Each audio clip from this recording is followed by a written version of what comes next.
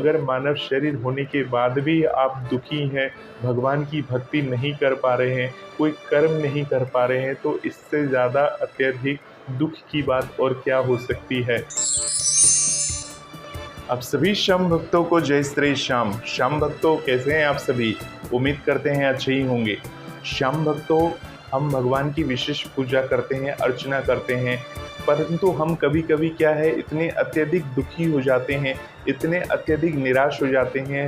हम सोचते हैं कि हम भगवान की इतनी अच्छी से पूजा पाठ कर रहे हैं, आराधना कर रहे हैं, फिर भी हम दुखी क्यों हैं? तो आज मैं आपको इसका कारण बताने वाला हूँ।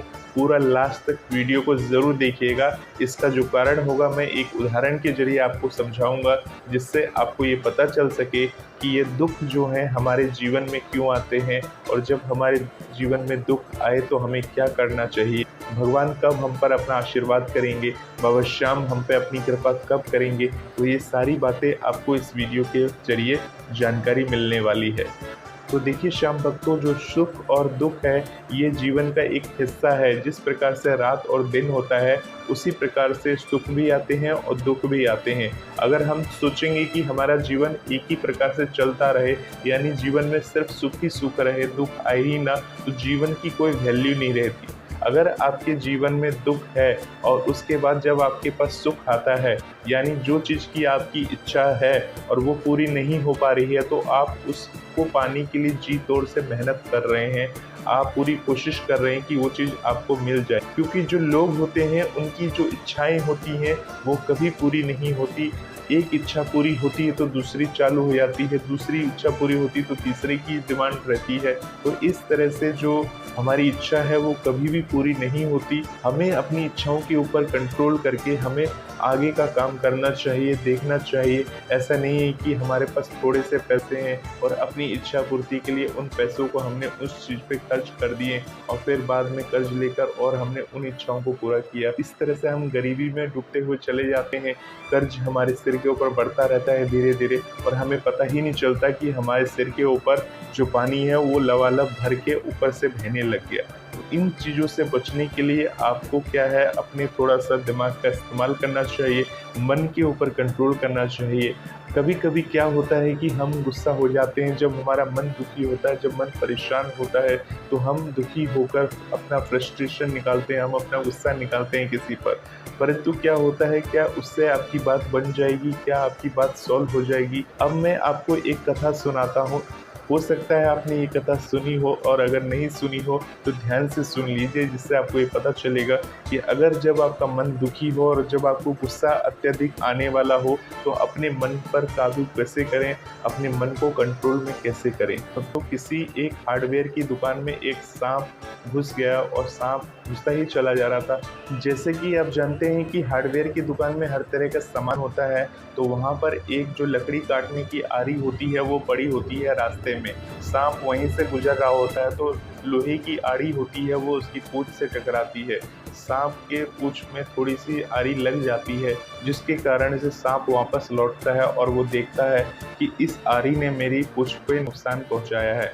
वो आरी को अपना दुश्मन समझता है और आरी के ऊपर हमला करता है। यानी लोहे की जो आरी होती है, सांप अपना मुंह खोलकर उसको काटने की कोशिश करता है, मुंह में दबोच लेता है, और जैसे ही दबोचने की कोशिश करता है उसका मुंह कट जाता है, और मुंह कटने के बाद वो और तिलमिला उठता है। और उसके बाद वो क्या करता है, जैसे कि आप सभी को पता है कि सांप को जब गुस्सा आता है, यानी अपना शिकार पे जब हमला करता है, तो अपनी पूंछ से वो शिकार को पूरी तरह से लपेट लेता है। अब वो जो आरी थी वहीं पर पड़ी थी, सांप क्या करता है, उस आरी को पूरी तरह से लपेट लेता है अपनी पूंछ से, और लपेट कर, जैसे कि आपको पता है कि वो क्या करता है, अगर कोई शिकार उसके फंदे में आ जाता है तो उसकी हड्डियां तोड़ता है जकड़ के। इसी प्रकार से आरी को उसने दुश्मन समझ लिया, और दुश्मन समझने के बाद उस आरी को उसने क्या किया, आरी को अपने शरीर से लपेट लिए, यानी कि शरीर से उसने पूरा तरह से कस लिया, और कस के जैसे ही जोर से दबाया तो उस सांप के अलग अलग टुकड़े हो गए, क्योंकि आरी जो होती है लकड़ी काटने की होती है, और जैसे ही उसने कस के दबाया तो क्या हुआ, वो खुद ही कट गया उसके अंदर। तो सोचिए, इसी प्रकार से जो ये मैंने आपको उदाहरण दिया है, अगर हम सही हैं, हम हमारी बातें सही हैं और हम चाहते हैं कोई हमारी बातों को सुने, और जब हम सुनाने जाते हैं तो कोई उन बातों को सुनता नहीं है, तो हम अपने आप को सही साबित करने के लिए हम वो सारी बातें बताते हैं सामने वालों को, परंतु क्या होता है कि वो हमारी बातों को बिना सुने ही फैसला कर देता है। मतलब हमारी बातों की कोई वैल्यू नहीं होती। अगर हम सच्चे हैं और अपनी बात किसी से मनवाना चाहते हैं या बोलना चाहते हैं, हम अपनी पूरी सफाई देना चाहते हैं, परंतु हमारा वहाँ कुछ सुन नहीं रहा, तो इसी प्रकार से हमें क्या करना चाहिए, भगवान के ऊपर छोड़ देना चाहिए। हमने अपनी सफाई दी परंतु हमारी सुनवाई नहीं हुई, तो भगवान सब देख रहे होते हैं कि आप क्या कर रहे होते हैं। अगर आप खुद ही सारा फैसला कर दोगे तो उस सांप की तरह आपका हाल होगा, जिसका कारण आप खुद ही होंगे।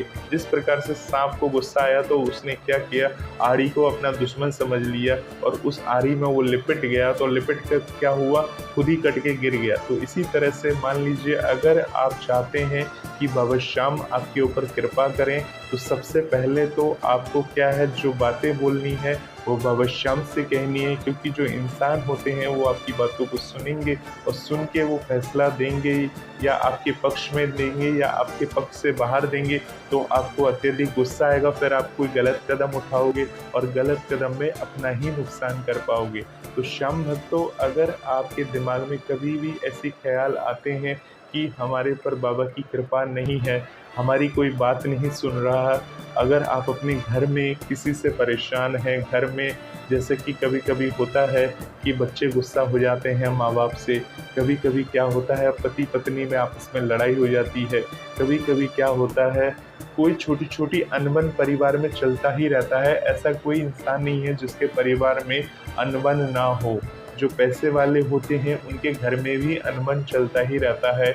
इस जीवन में जिसके पास पैसा है वो भी दुखी है, और जिसके पास पैसा नहीं है वो तो दुखी है ही। तो इन चीज़ों से हमें दूर रहने के लिए बाबा श्याम की शरण में रहना चाहिए। और जो हमें मन में कभी भी ऐसे ख्याल आते हैं या बुरे ख्याल आते हैं कि हमारे साथ ऐसा क्यों हो रहा है, ऐसी दुख भरी घटनाएं क्यों हो रही हैं, तो बाबा श्याम को सौंप देनी चाहिए। बाबा श्याम से ऐसी बातों को कहनी चाहिए। हमें अपने गुस्से के ऊपर कंट्रोल करके और अपने दिमाग को स्थिर करके ये सोचना चाहिए कि हम क्या कर रहे हैं। देखिए, आप सभी को पता है 84 लाख योनियों के बाद मानव शरीर मिलता है।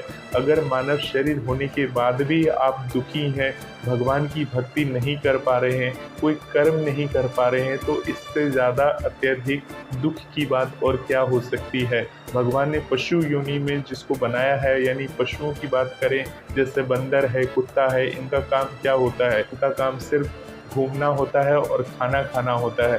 परंतु जब हम मनुष्य बन के आए हैं तो भगवान ने हमें क्या दिया है, हमें बुद्धि दी है, हमें 2 हाथ दिए हैं, 2 पैर दिए हैं और पूरा शरीर दिया है, जिससे हम सोचने समझने की शक्ति ले सकें। जैसे कि आप सभी को पता है, भगवान सामान्य मात्रा में सबकी बुद्धि बनाते हैं, परंतु उसको इस्तेमाल कैसे करना है, उसको कैसे चलाना है, ये हमारे ऊपर होता है। अगर हम अपनी बुद्धि का सही जगह सही समय पर इस्तेमाल नहीं करते हैं तो हम परेशानी में पड़ सकते हैं। इसलिए जब कभी आपके घर में या कोई ऐसी वातावरण हो जाए, जब आपको लगे कि आपके घर में ऐसा माहौल हो चुका है और आपकी बातें कोई सुन नहीं रहा है, तो एक बाबा श्याम ही ऐसे हैं, यानी भगवान ही ऐसे हैं जो आपके सहारे बनते हैं। आप उनसे बातें करिए, उनसे अपनी दिल की बात कहिए, तो भगवान आपकी बातों को ज़रूर सुनेंगे और भगवान आपके ऊपर अपनी कृपा भी ज़रूर करेंगे। ये कोई मजाक की बातें नहीं हैं, आप ऐसा करके देख सकते हैं। अपने दिमाग को स्थिर करके सोचिए कि मैं क्या कर रहा हूँ। आप अपने आप को सही मानते हैं तो आप सिर्फ ये सोचिए कि मैं सही हूँ, तो आप सही हैं। आपको ऊपर वाला यानी भगवान देख रहे हैं कि आप सच्चे हैं, आपकी बात सही बोल रहे हैं आप, परंतु सामने वाला आपको झुठलाने के लिए तैयार है, वो आपको झूठा साबित करने के लिए तत्पर है। आप क्या करेंगे, आप अपने आप को कितनी भी सफाई दे रहे हैं परंतु वो झूठा ही साबित करेगा, तो वहाँ सफाई देने की ज़रूरत नहीं है। वहाँ चुपचाप आपको रहना चाहिए, चुपचाप बैठकर भगवान का ध्यान करना चाहिए और जो होगा वो भगवान के ऊपर छोड़ देना चाहिए, क्योंकि सच्चे आदमी की हमेशा जीत होती है, यही बाबा श्याम कहते हैं। तो इन बातों को आप सभी विशेष ध्यान रखें, और अगर आपके जीवन में कभी दुख आए तो इस वीडियो को ज़्यादा से ज़्यादा देखें, और जो दुखी हैं अपने जीवन में उनको ये वीडियो को फॉरवर्ड करें, शेयर करें, ताकि वो भी अपने दुख से मुक्ति पा सकें और बाबा श्याम का वो ध्यान कर सकें। बाबा श्याम ही सच्चे साथी हैं। बाबा श्याम का जो ध्यान करता है, बाबा श्याम उसको तार देते हैं। हालांकि थोड़ी देर होती है, थोड़ा समय लगता है, थोड़ा पेशेंस लगता है, क्योंकि बाबा श्याम की शरण में आना तो आसान है, परंतु बाबा श्याम की परीक्षा में सफल होना थोड़ा सा कठिन होता है, क्योंकि बाबा श्याम ने भी परीक्षा दी है, वो भी वहाँ तक पहुँचे हैं, उन्हें भी वरदान भगवान श्री कृष्ण ने दिया है और तभी वहाँ तक पहुँचे हैं जब वो अपनी परीक्षा में सफल हुए। परीक्षा में उन्हें भगवान श्री कृष्ण का आशीर्वाद चाहिए था, तो वो उन सारी कामों में सफल हुए और उन्होंने भगवान की कठोर तपस्या करके जो 3 बाण धारण किए थे, जिसके कारण से उन्हें शक्ति मिली। यानी बाबा श्याम की ये बातें हमें एहसास दिलाती हैं कि हमें कर्म करते रहना चाहिए और कर्म करने के बाद जब आप निकलेंगे तो बाबा श्याम की असीम कृपा आपके ऊपर बनी रहेगी। ऐसी बातों के साथ मैं इस वीडियो को यहीं पर विराम करता हूँ। तो ऐसे ही वीडियोस को देखने के लिए इस चैनल के साथ बने रहें। आप सभी श्याम भक्तों को जय श्री श्याम।